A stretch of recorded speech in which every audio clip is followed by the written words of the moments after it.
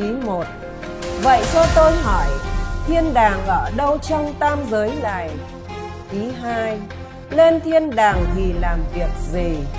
Ý 3. Và ăn thức ăn gì? Ý 4. Lên thiên đàng ở đời đời là sao? Đức Chúa Trời là ai? Đức Chúa Trời ở đâu? Đức Chúa Trời làm việc gì và ăn thức ăn gì? Tu sao để thành Đức Chúa Trời? Sen 1 nở tại Linh Sơn. Sen 2 nở ở Yên Sơn, nước Rồng.